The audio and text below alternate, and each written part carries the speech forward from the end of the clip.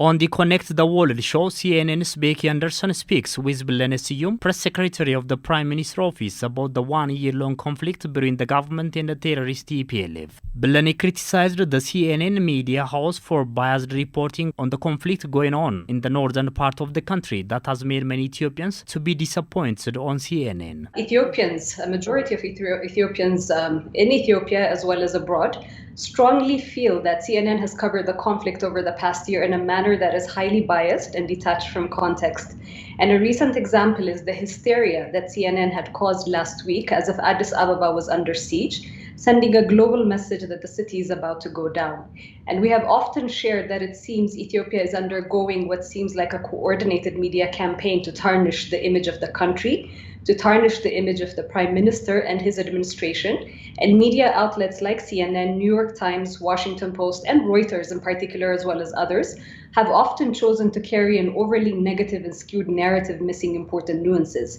And I reiterate this to you because I also heard the opening lines, which really takes away or is devoid of assigning the actual blame where it is, assigning the blame to the TPLF that initiated this conflict. And they have also given testimony and confessed that they're the ones that attacked the Northern Command of the National Defense Forces. Bilene said that there is no hostile environment for the media landscape in Ethiopia for those that have passed through due process. So many other media entities that have entered the country. There are other media entities that had requested and been facilitated entry into the country, into the region that they wanted to cover these stories at. However, for the amount of blame that the Ethiopian government is admonished for not allowing media, you never hear about the media that actually do enter a report, and you don't hear about the media entities that have been granted accreditation, but their own headquarters tell them not to actually enter to the country. So these are also, stories that need to be at the forefront. The government has been doing with its utmost effort to end humanitarian crisis in the war zones, according to Bilene. Humanitarian concerns are equally as important for the Ethiopian government. So the portrayal of the government as a demagogue with no interest in the well-being of its own people throughout the country is erroneous, and it's not right.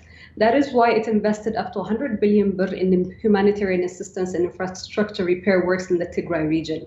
Until the National Defense Forces had withdrawn out of the Tigray region, which is the end of June 2021, the Ethiopian government had allocated or was covering up to 70% of humanitarian assistance. After the exit of the National Defense Forces, the onus of responsibility on humanitarian access reaching the intended beneficiaries within the Tigray region is on the TPLF. There has been, what we have witnessed after the humanitarian ceasefire that was enacted by the government, is encroachment by the TPLF into the Tigray and Amhara. For the question of why Prime Minister has called the public to defend the country, forwarded from Becky, Bilene responded that it is the right way to make citizens to be vigilant of what is going on. The Prime Minister calling upon the Ethiopian people to defend their city, to defend their communities, to defend their country, is supplanting or supporting the government's responsibility and constitutionally mandated responsibility to thwart off any attacks, any terrorist attacks. As you know, the TPLF and their partners have been deemed or designated by the House of People's Representatives in an Ethiopian constitutionally clear process, designated as terrorist organizations. So you are seeing the rhetoric coming from the other side saying we're going to take over Addis Ababa, there's going to be a siege of the capital. With all this narrative building up, it's important for everybody to be aware and to be alert.